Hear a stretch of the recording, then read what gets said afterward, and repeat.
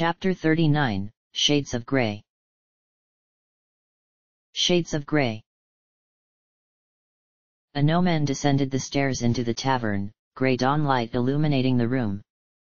The only sign of life was from a pair of maids who were slowly clearing the debris of the previous night from the tables and floor in preparation of the first meal and the patrons that would soon be arriving for it. They nodded mildly to a gnomon as they passed before going back to their work. The sight of him not an unfamiliar one for the man often rose early to attend matins at the temple. A gnomon yawned widely. Accustomed though he was to rising with the dawn, it had been much more of a struggle that morning. The late night he and the rest of the group had endured had made his bed all the harder to leave once he had finally returned to it, and for the first time in a long while what sleep he had managed to get had been undisturbed by dreams. The group had arrived at the Five Flagons not long after midnight, Mek proudly leading the way and looking as though he was quite enjoying himself. A stark contrast to those they went to meet, the group ushered inside by Samuel, the halfling landlord still in his nightshirt and looking severely displeased by the commotion that was taking place under his tavern. Higold had immediately launched into a lengthy and rather dramatic account of what had happened, describing how he and the cast had been absorbed in rehearsals when there had been a loud crash from backstage and suddenly there were men everywhere, shouting and throwing things, demanding to speak with the patron. Frithha had tried to press the actors for numbers or how these raiders were armed, but everyone seemed to have a different account and in the end Frithha just told them not to worry, the girl sending Marcus and Davith off to inform the watch before resignedly leading their group downstairs to attempt to reason with the men. All had not been as expected though. A tall mahogany-skinned man stood in the gloom before the darkened stage, the outlines of his companions moving in the shadows behind him. He had presented himself as Diran of Termish, curtly demanding they abandon the play that very day or he would return to burn the theatre to the ground. Something which had sounded a lot more threatening before Jahara had clearly grown tired of standing in the dark and cast a were light. The room illuminating to reveal Diran was the only Termian among them, his companions looking little more than local ruffians, Frithha suddenly furious as she demanded an explanation. Diran, though, had drawn a knife instead, perhaps hoping to frighten her, which he had in Minsk as well, the huge man leaping forward to knock it from his hand and punch him squarely in the jaw. The room had instantly descended into chaos as some of the raiders attempted to flee, while others surrendered and soon they were all upstairs again, the room now crowded by the addition of 6 bound men, who all looked a lot less brave now they were under the glare of Samuel and the assembled cast. Frithha, with considerable help from Minsk and Bu, had convinced Diran to admit they were indeed not from Termish, but had been hired by Bethsaida, the patron of the Crown, a rival theatre just south of the promenade, the watch agreeing to look into the matter before finally leading the men away. And with that, Samuel had returned to bed and Higold had ushered a very unenthused cast back downstairs to begin repairs, Frithha volunteering to help as well, the girl very audible reminding Herr Dallas of all his previous claims to being a man of no small artistic talent and how they would definitely need help repainting the backdrops. The tiefling had looked as amused as he had displeased, agreeing to stay too with a loud sigh and small smile. And a gnomon wondered mildly what time they had managed to get away when the door of the tavern creaked open and the pair entered, Herr Dallas drawn and tired, while Frithha looked as bright as the sunlight that poured through the doorway behind her. "A gnomon!" she cried, rushing over to him as though they had not seen each other for years, the girl stopping just before him, close enough that he could see the paint still beaded in her hair. "Hello, a gnomon! Do you sleep all right?" A gnomon nodded slowly. "Yes, thank you, my lady. The repairs went well." "Oh yes, very well. I'm so tired now though." She beamed, sounded nothing like it. "Are you going to matins?" "That is so." "Well, goodbye then," she finished abruptly, moving past him and heading to the stairs as though that was an end to it. A gnomon frowned, glancing to the man who had just reached him to ask, "What is wrong with Frithha?" Dallas sighed, smiling fondly as they watched the girl blithely accost Jahara as the woman descended into the tavern as well. It seems our raven, by her own admission, is not particularly skilled with a paintbrush, and so after she and I had helped clean the stage, the repair of the scenery got underway and she was set the task of mixing the paint for the rest of the cast. Why is Fritha in such good spirits? Asked Jahara as she reached them, still sending a puzzled frown to the stairs behind her. Paint fumes, said Anoman and the bard together. Jahara groaned. I must confess, though, I rather like the raven like this, continued Dallas conversationally, the fond smile back on his pale face, much less unsure of herself. She sang all the way back from the bridge district, it put the larks to shame. Anoman frowned again and more deeply this time. He did not like the way the bard spoke of Fritha sometimes, as though he had momentarily forgotten the existence of Ari, but Jahara merely shook her head. She'll suffer for such joy later.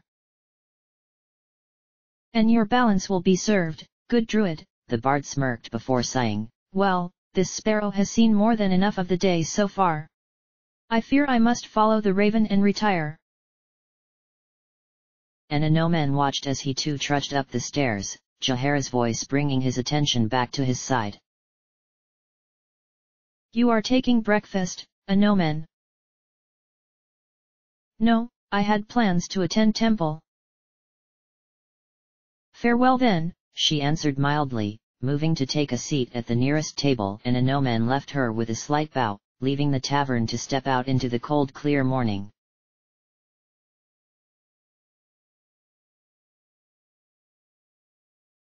It turned out to be a bright day, but even so there was still a chill to the air, as though to serve as a reminder that winter was not far away. The bridge, which normally saw a lot of traffic merely by the nature of the place, was even busier that noon, the fifth-day market drawing even more people, and Jahara could see that she was not the only one who found the bustle unwelcome. Dallas and Fritha had managed to get only a few hours' sleep in the end, and it showed, the pair almost grey with tiredness, Fritha a different person from the cheerful girl who had arrived back at the tavern that morning. A group of young men pushed past them in the bustle, giving the girls a more than a cursory glance as they did so. The youths were mercenaries by the look of them, though such things could be deceptive, and Jahara felt their eyes long after they had passed. The druid frowned. She would have been much more at ease had they been on their way to trade meat already. She had hardly liked Athkatla before, any city sure to jar with her. And the realization that the ever-watchful eyes of the Galvary may be following them had merely fueled her dislike of the place, their stay there only increasing the chance she would be summoned again to the man, and that this time would find him all the harder to dissuade. And the druids soon realized that their acceptance of the trade meat mission may have ensured peace of another sort as well.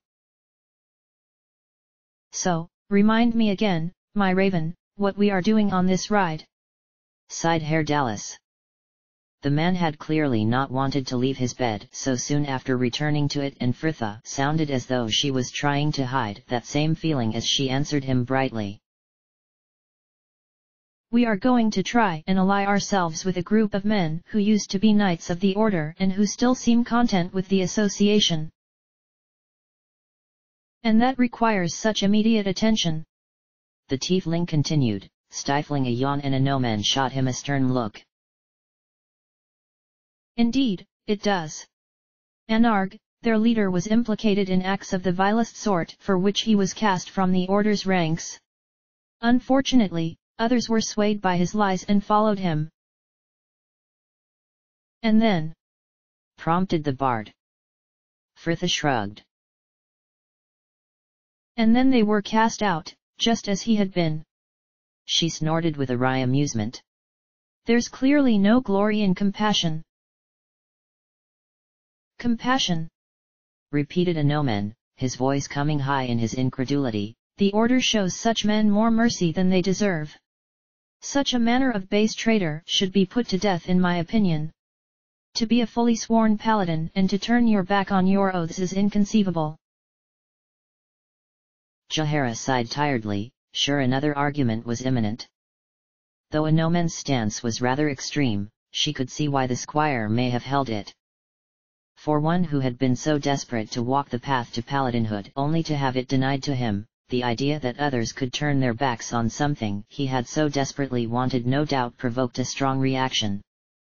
Frithha, though, was either too tired to consider this or did not think it much of an excuse, the girl looking no less than astounded by his words, something which had fortunately stunned her to a momentary silence, Ares' voice continuing tentatively. But, Anomen, surely you can't mean that?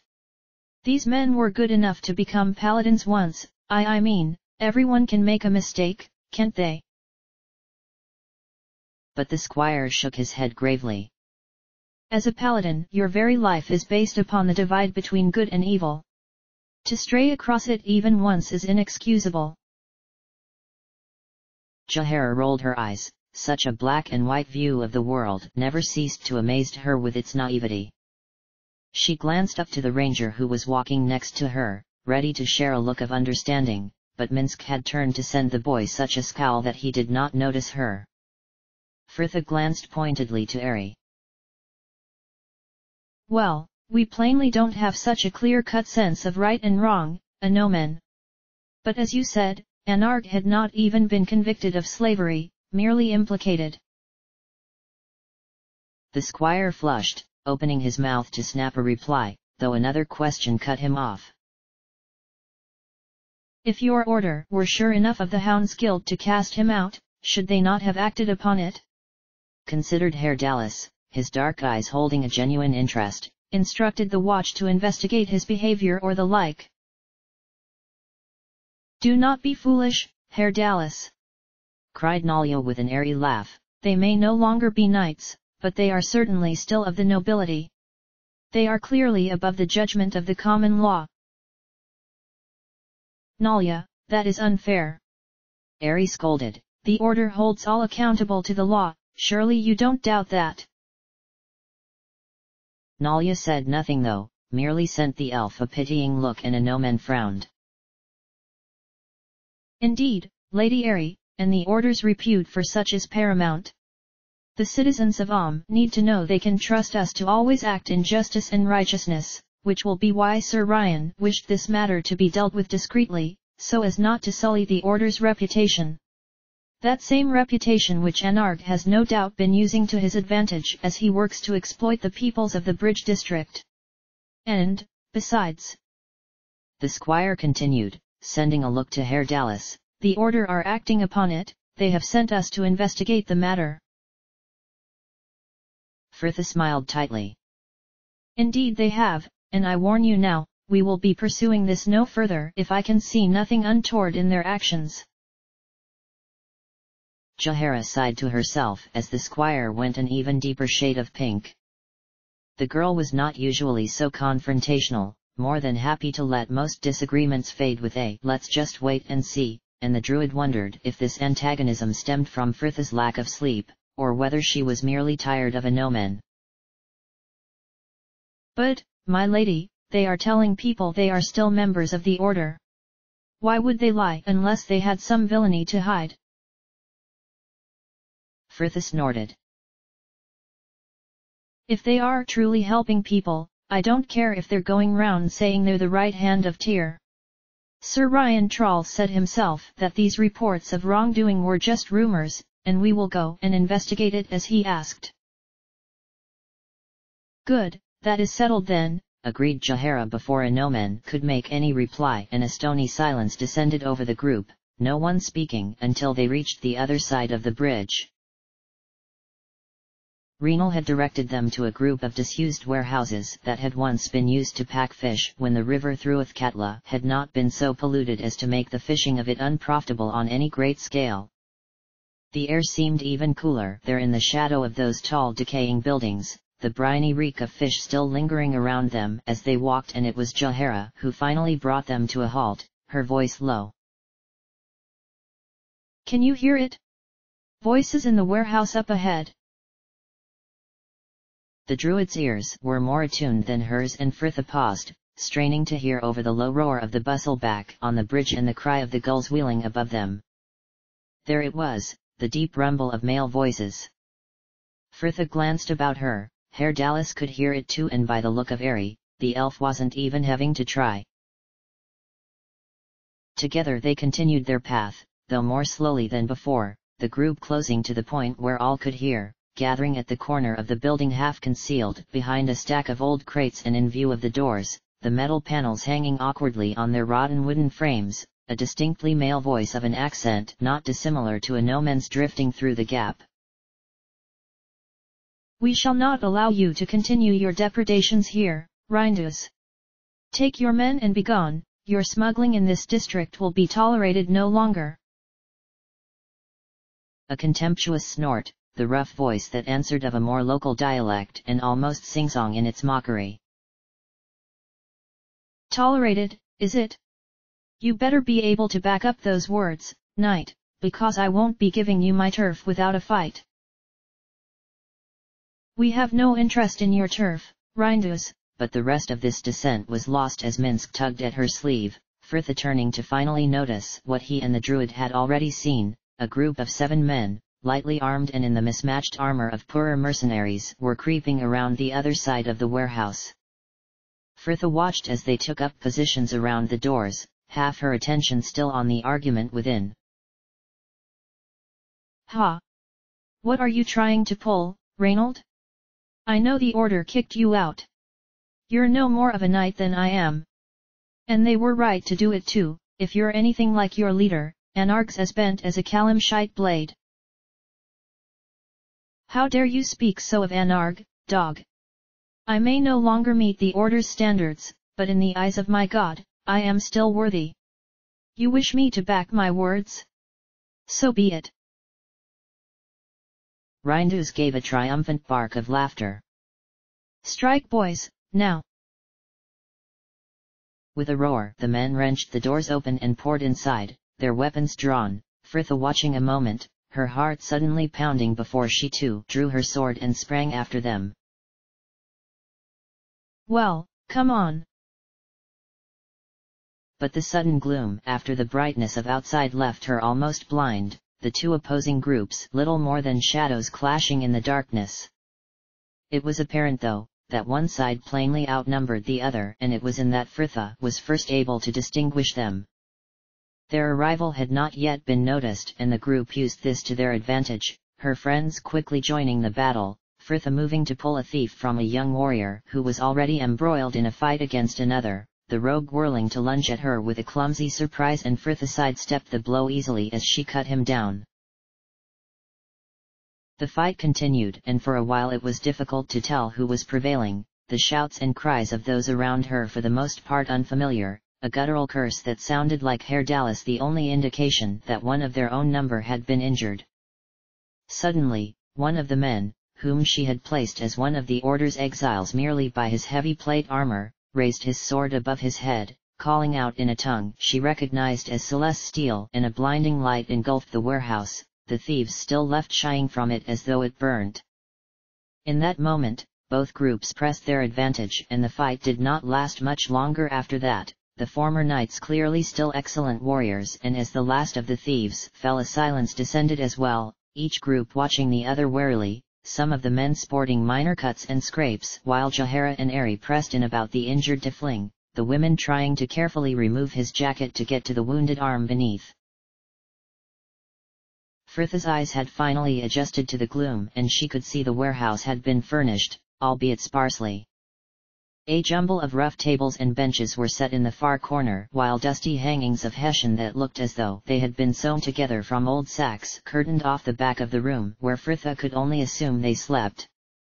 The men themselves had the same mismatched quality. About a dozen or so warriors, ranging from younger than her to well past middle age, stood grouped before them wordless and watchful. This stalemate finally broken as one stepped forward with a smile, and Frithha recognized the man who had called down the divine power of his god during the previous battle. Sandy-haired and broad-shouldered, his plain face held an open look, as one either unaccustomed to or exceptionally skilled at deception, and though he looked to be approaching his 30th winter he seemed much older, a worn air about him, like someone who had suffered troubles and recently enough that they had not yet lost their ache. Fritha could see Anomen recognized the man and was clearly disturbed by the discovery, and she absently wished she had not been quite so sharp with him earlier, though she was given no further time to ponder this as the man finally spoke. I greet you, friends, though I know you not. You have spilt your blood for us and I welcome you most openly. Herr Dallas bit back a cry as Jahara finally straightened his arm enough to remove his jacket, the bard sending the man dark look. As you would have it, my hound, though no it was not spilt willingly. Herr Dallas! Ari scolded even as she fussed over him and the man laughed, turning back to the rest of them.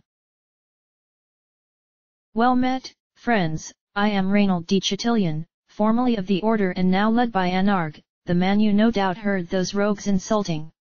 I do not know how they found us, but thankfully will not live to tell others. He shook his head for a moment troubled. I fear they must have been planning this attack for some time to catch us at a disadvantage. Anarg and the others of our group are out on some task in the city.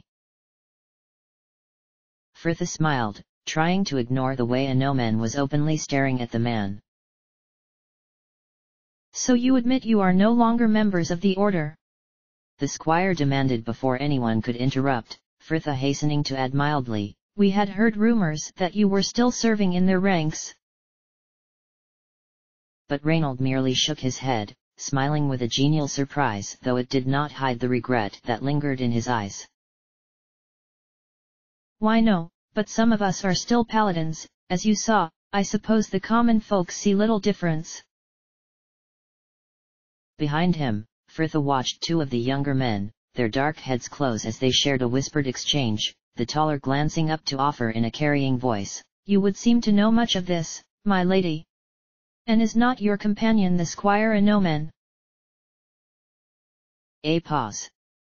Fritha kept her expression mildly interested as she turned to the man next to her, Anomen's face set, the squire finally breaking the silence with a terse sigh. I am not to be counted among the Order's ranks. As you point out, I have not yet been knighted, and likely never will, at this rate. He added with a bitterness that did not sound particularly forced. For a moment he and the man scowled at each other, neither attempting to conceal their dislike, before Reynold stepped forward, his hand raised in a conciliatory gesture. Forgive Alf his suspicions, our lives have been difficult since we left the Order and have been made no easier by some still within their ranks. Before Anarg united us, some of our number were little more than mercenaries, having to decide between our morals and our next meal. We owe much to his guidance.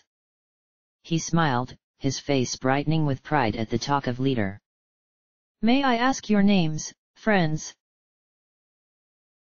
Fritha nodded politely, sending the group opposite a friendly smile as she introduced her companions. I am Fritha and, as you recognized, this is Anomen Dalrin. Then we have Jahara, Minsk, Nalia.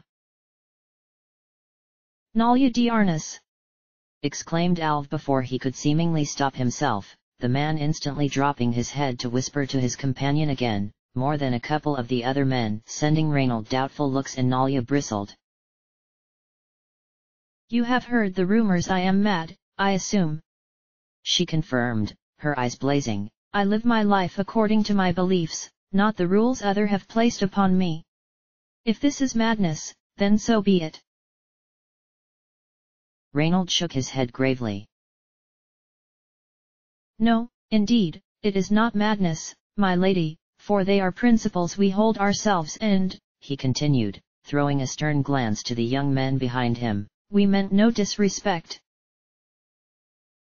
Nalia nodded once, seemingly calmed, and Fritha quickly finished her introductions, sensing that at the rate they were going their alliance would be at an end before it had even been suggested. Well, my lady, Reynold began, once she had finished, the warm smile back on his worn face, I must confess to having heard your names before this day.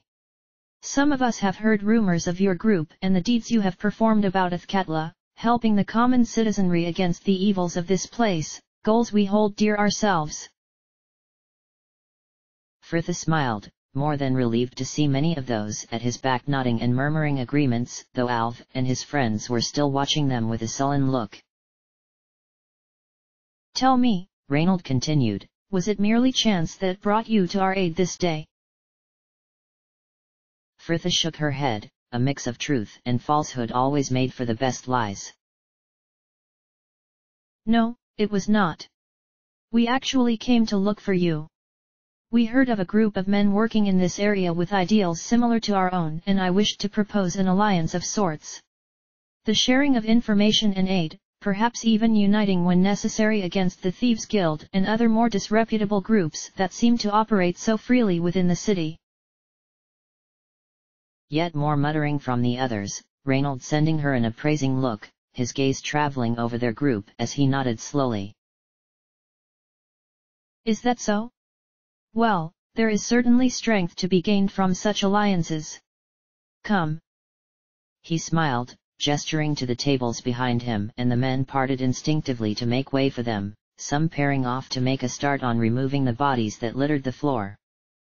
I can make no decisions without Anarg, of course, but your reputations have earned my trust of you, and we should discuss this further. In fact, we may even have a task for you already, one in which outsiders will have a chance of succeeding where no one of us could.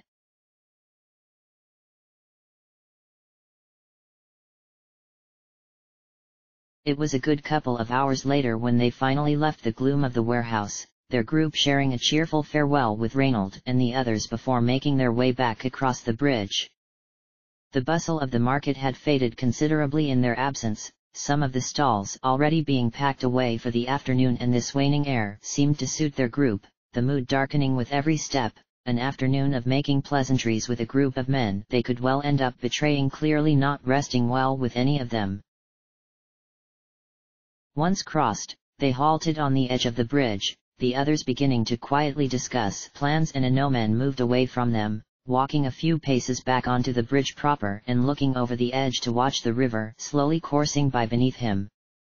Though still a bright day, the wind was picking up and he could feel the dust prickling his skin as he stood there, just trying to make sense of it all. He had been so sure before he had met them, but now. Footsteps behind him, and Anoman turned to see Frithia approaching, the girl smiling a greeting as she joined him before her gaze shifted to the sky, eyes following the clouds that were racing overhead.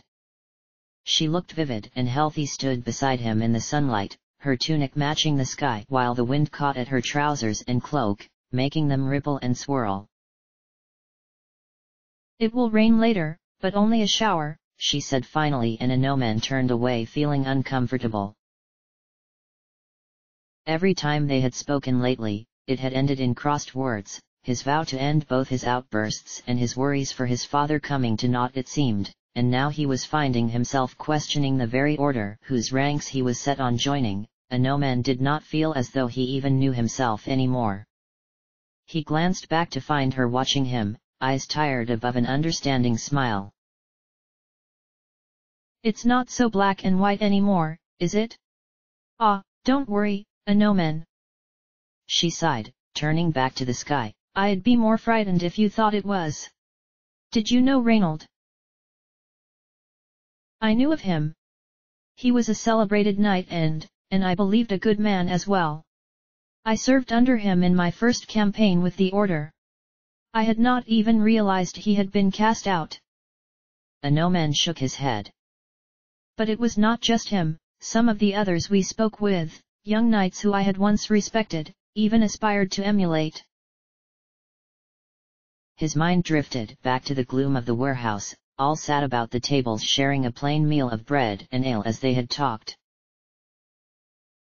Why were you cast from the Order? Ari had asked with her customary hesitance. No one else would have dared such a personal question, but the elf more than anyone seemed to be able to get away with such things. Even so, some of the men had looked wary, all heads turning to Reynold, who had sighed deeply.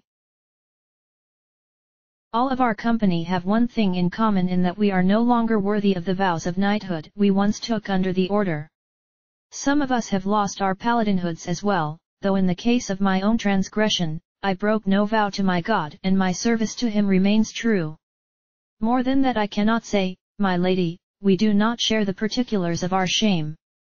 But when Anarg was cast out, he brought others with him, sought out the rest of us and our group was formed. We seek solace in each other's company and work to help the peoples of Athkatla as we always have. And in that, friends, you may help us. And that was when Reynold had explained it, this task that no one of their number could have hoped to complete. And indeed, he was correct, for it was a request for the return of Anarg's cup, a ceremonial chalice presented to all paladins within the order upon their knighting and served as a symbol of the holy covenant made between man and the divine. Something, Reynold had explained, that still rightfully belonged to Anarg, for he too had retained his paladinhood even after he was cast from the order's ranks, and their leader felt that its return would go some way to restoring his ruined reputation and strengthen the standing of their group as a whole as men in the service of goodness and righteousness. A no-man scrubbed a rough hand across his face. Reynold had seemed so sincere, no different, really, to the knight a no-man remember from all those years ago. How could he have fallen so far as to serve that traitor, Anarg? And yet serve him they did. In fact, you would have to blind not to notice the devotion Reynold and some of the others gave him, Anarg the savior who had given their lives in exile purpose again. Besides, Sir Ryan Troll had been his mentor since he joined the order years ago. There was no truer man in all of and a no man could not believe the paladin capable of any mistake on a matter of such importance. Reynold and the others had been cast out fairly, even they did not dispute it, just as Anarg was for his crimes, and that was all a no man should need to know. He sighed, feeling suddenly very old, the world a much more confusing place than it had been even just a few hours before. He looked down to find Frithha calmly watching him once more, the girl's presence somehow hardening, and he felt an unpleasant weight settle in his stomach. He had been so harsh with her lately, and though she was just as likely to snap right back at the time, she was still willing to put it all aside to counsel him when he had need of it. He watched her a moment longer, struggling to form words from the confusion of emotions within him until... I should like to apologize to you, Frithha. She blinked once, suddenly wary. You haven't been speaking to Minsk, have you? A no-man frowned slightly. No, but I have been ill-tempered of late, to say the least, and I have been treating you unfairly. You were correct. Loathed though I am to admit it, I have been worrying for my father and how he is managing without my sister. I know he has the servants, but still. Frithha sighed slightly, her voice quiet as she asked, can you not reconcile with him? A no-man swallowed, recalling in a moment the years of cruelty he had suffered at his father's hands, the derision, the countless humiliations, the bastard remorseless even now when his bitter feuding had left his daughter dead, and already a no-man could feel his anger at the old drunkard filling him. He shook his head, his voice even and heavy with finality. No, I hate him. But such hatred is against all the order teaches. They will see it in my heart. They will know I am unworthy. He turned to her, expecting Frithha to look appalled, but instead the same kind smile was back pulling at her lips. Yes, well, it is all very good saying you should not feel certain things, but emotions are not so easily controlled. Perhaps fighting against this hate you have for your father is just making you feel worse. I do not quite follow you, my lady. You hate your father, yet you know you should not. So then you hate yourself for not living up to the order's standards, and you hate your father for making you fail your vows, and it all just grows. Frithha sighed deeply, her voice taking on a very matter-of-fact tone as she continued. A no-man, as far as I can see you have a choice of two paths. You can go and try to reconcile with the man and alleviate your worries, or you can just forget his existence completely and let your hatred die. But I cannot, my lady. Anomen cried, his heart almost bursting with his need to make her see his torment. My father ruled our family like a tyrant for years. Surely you must understand? Irenicus tortured you, you must hate him, do you not? Anomen trailed off, his anger ebbing as he slowly realized what he was asking her. They had never spoken of her ordeal at the hands of the mage outside of the day he officially joined their company, the girl's frank detachment as she described her imprisonment giving a better indication of how badly it had affected her than anything she had actually said. Fritha seemed momentarily frozen, her face holding a painfully empty look before she dipped it slightly to consider the point, and when she spoke again her voice had an absent quality, as though she was trying to remember a dream she had once had. Well, I cannot say I forgive what he did, but hate Irenicus? No, Anomen, I do not hate him. I can't explain it, the things he did you were not there he was as a man broken. Anomen swallowed. I am sorry, Fritha, I should not have brought that up. But she merely shook her head, glancing up at him again with a tired smile that didn't quite reach her eyes. It doesn't matter. He felt such a surge of anger at her dismissal that it almost choked his reply. Do not say that. It does matter. That it happened and that I was thoughtless enough to remind you of it. She opened her mouth, but after a moment closed it again and just nodded once, still looking tired and slightly amused, as though she knew different. Silence fell between them once more, Anomen turning back to the sky as she did, the field of faded blue merely providing a calm in which his worries of how to now deal with this group of fallen knights could rise. He looked again to Fritha. So, what are our plans?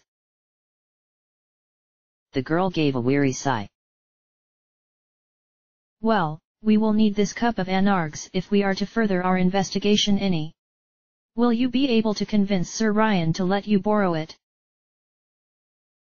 It is an important symbol of Anarg's paladinhood, no doubt why he would want it back, but I believe Sir Ryan will understand. Good. If we fetch it today, we can present it to them tomorrow under the pretense we liberated it overnight.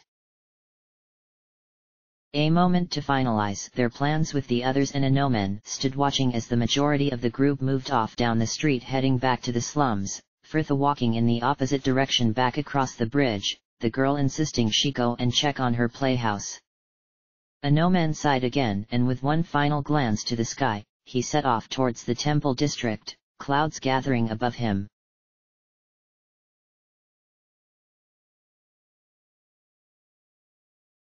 Nalia watched the mirror before her, the girl within slowly pulling a comb through her straight red hair, the reflection of Fritha's foot twitching in the lower corner of the glass as her friend lounged on the bed behind.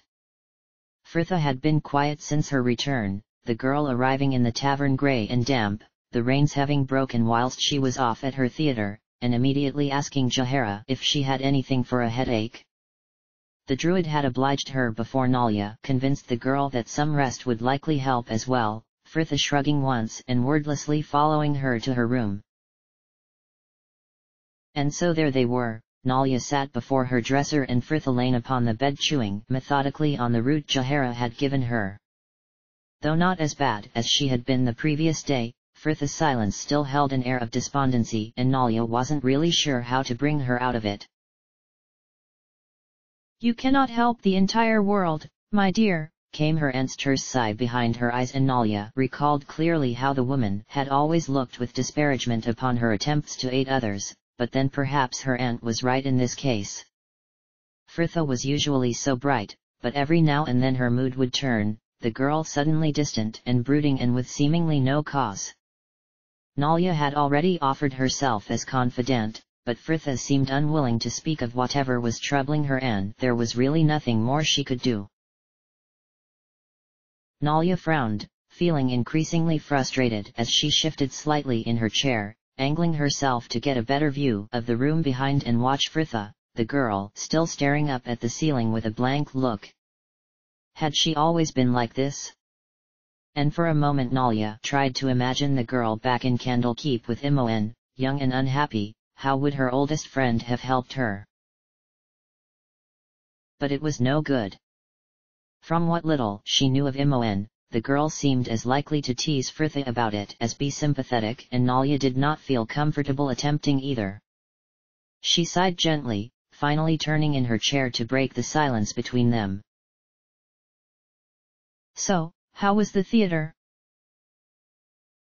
Fritha began distractedly. Oh, fine, it was fine. Nalia swallowed, wanting more than anything to find out what was wrong, but she did not know what more she could say. She watched the girl, still chewing on her root, pale fingers stained with dark gray freckles. There is ink on your hands. I was looking over the music again with Marcus, Fritha answered casually after a contemplative pause that Nalia did not quite trust. We rewrote a couple of passages. Silence fell between them once more, one moment stretching on into two when Fritha finally broke it with a sigh and Nalia felt her composure snap. Oh, Fritha, what is wrong? Please, if you would just tell me. She cried, springing from her chair to sit next to her and grab her hand, desperate to shake her, embrace her, anything to pull her from this melancholy. The mere movement seemed enough to rouse the girl though, Fritha looking quite alarmed by her outburst and sitting quickly to pat her arm, her voice much closer to its usual cadence as she replied, Nothing, dearest, really, I'm fine. Nalia released her and sat back without a word, the ache inside her worsening. Nothing. It was always nothing whenever she asked what was wrong. You always say that. Fritha sighed, leaning forward slightly and trying to take her hand again, but Nalia remained out of reach and the girl finally gave up. But it is nothing. I'm just a bit tired, you understand. But, I'm fine really, dearest. Fritha continued, smiling slightly now and clearly trying to convince her. I'm probably just bored. I've been spoiled with all the dancing yesterday. Nalia watched her a moment, Fritha's smile fading into a concerned frown as the silence progressed and Nalia sighed inwardly, she was making it worse. It was better to have openly melancholy Fritha than one pretending to be well for her benefit. And perhaps she was right, perhaps it was nothing at least in her eyes, the girl unable to tell her what was wrong for she did not know herself. It could not be denied that a lot had happened to Fritha lately, and, Nalia suspected, more than even she had been told of. Perhaps these occasional bouts of melancholy were to be expected. And if she could not help, then she could at least work to distract her from it. Nalia drew a deep breath and forced a smile. Well, if you are bored, we could always go out. There are many taverns in Athkatla and quite a few have music of an evening. We could go and find some, just the two of us. Fritha blinked slowly. Really? You know, I had never even thought about that before. Nalia felt a rush of warmth burst in her stomach as the girl grinned suddenly. Shall we? A pause, the two watching each other, a sense of excitement building between them, when suddenly a shriek of laughter split the air and they were both scrambling from the bed to root in bags for clothes and combs. Moments later found them stood before the dresser, Nalia in her favorite blue dress while Fritha was next to her wearing her usual black trousers and the sky blue tunic they had embroidered together so long ago. Here, continued Nalia, taking a long sea green linen sash from her bag to proffer to the girl, this would look nice. Fritha glanced to her, frowning slightly. If you think so. About the hips. Well, you could, or here. She gestured for Fritha to turn back to the mirror, Nalia stepping behind her and opening the sash out to its full width to catch it just beneath her bust and pull it tight. And there they stood a moment, Nalia looping and tying the ends as she secured it, her breath stirring the few short curls that wisped about the base of the girl's neck as she labored, until she finally finished, her voice coming quiet as she asked, "What do you think?" Fritha's reflection smiled mildly, the girl turning to admire the large ornate knot that now rested in the middle of her back. "Very nice, thank you, though I can't really wear my sword with it," she considered, fingers already moving to unfasten her belt, and she threw it carelessly to land on her bag, her attention already back to her reflection as she took out her hairpins, the hair unwinding to hang down her back in one long rope. Fritha left it untouched though, just pulling her wooden comb through the roots and evening out her parting, before moving instinctively to coil it up again, and Nalia caught her sleeve. "Don't pin it up, it looks so pretty when it's combed out." Fritha sighed slightly, a touch of her previous despondency back as she stroked a finger absently along her comb. "But, that's the problem, isn't it?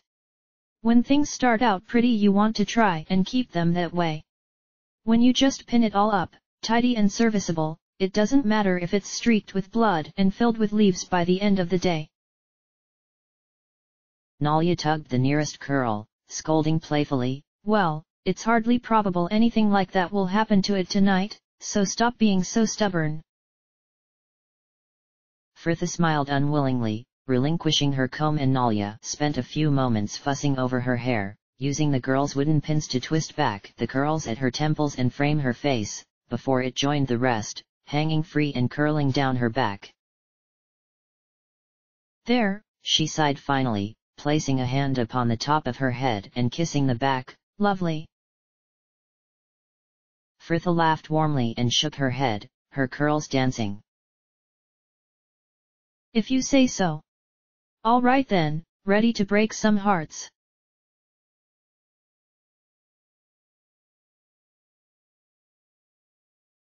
Jahara stared down at her hand, or rather the 5 talus cards it held, and tried to concentrate past the gentle murmuring of the pair next to her. Ari sat so close to the tiefling she was practically in his lap, while their own cards rested almost ignored in their hands.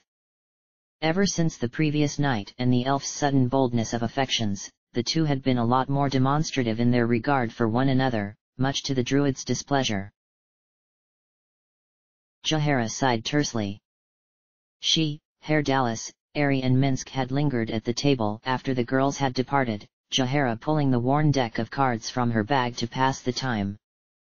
But the fact that Dallas and Ari were also enjoying diversions of a more intimate nature and that her own worries were not so easily forgotten, meant Minsk was having a surprisingly good evening, scurrying in and out the stacks of coppers they had been playing for. Jahara felt her temple begin to twitch as the sound of light kisses whispered at her ear. "If you are both still hungry, there is some bread left over from dinner," she offered dryly, well rewarded as the pair broke apart and went back to their cards, Ari a satisfying shade of scarlet. Right, Jahara considered, determinedly pulling her attention back to the game. If she could just get a court card on her next turn, she would likely win this hand, and it was as she moved to draw a fresh card from the pile in the center that she noticed them. Fritha and Nalia had appeared on the stairs opposite, both cloaked and heads close as they chattered quietly. Nalia was wearing the same blue dress she had worn the previous evening, while Fritha looked as dressed up as Jahara had ever seen her, wearing the pair of black trousers she had not bothered to take up, the hems trailing slightly on the ground and her sandaled feet just visible underneath. One of Nalia's sashes was tied about her waist, the tails hanging down her back, and the whole effect was very striking, the green of it going well with the blue tunic of her own she was wearing. The pair were still talking and giggling quietly as they drifted over to their table, Minsk the first to comment on the change, the ranger glancing up from his cards to notice their approach. "Young Nalia, and young Fritha too. See how nice they look, boo." He beamed, scooping up the hamster to give him a better view, while across the table Dallas grinned. "Indeed, Minsk, like two celestials come from blessed Elysium to grace this baser plane." The girl smiled slightly, but said nothing, a wise decision in light of Aries' suddenly stormy expression. Jahara smiled as well, finally taking her card and pleased to see it was the Queen of Wands. You are going somewhere? Fritha nodded. Nalia and I thought we'd go and have a look about some different taverns. Did you indeed? Well, have a pleasant evening. The druid finished, turning back to her cards as they made to leave, and it was only then she noticed it. Wait, Fritha, where is your sword? The girl glanced to her hip, flushing slightly as she replied, I left it off, it doesn't look right with the sash. Jahara frowned. Do not be foolish. You cannot leave without it, go and fetch it now. I will not, Fritha snapped, really pink now and looking more than embarrassed by the fuss being made. No other girls wear them, why must I always stand out? You are not other girls. I am tonight. Fritha was looking unusually defiant, but Jahara was not accustomed to backing down either, and an argument was only just diverted by the arrival of the squire, returned from the order and clearly quite surprised by the sight that greeted him. Nalia, Fritha, you both look, nice, he said after a moment, Herr Dallas rolling his eyes despairingly, which prompted laughter from Aerie and smiles from the rest of them, the tension over the scene dissipating somewhat as Anoman still looked on, thoroughly bemused.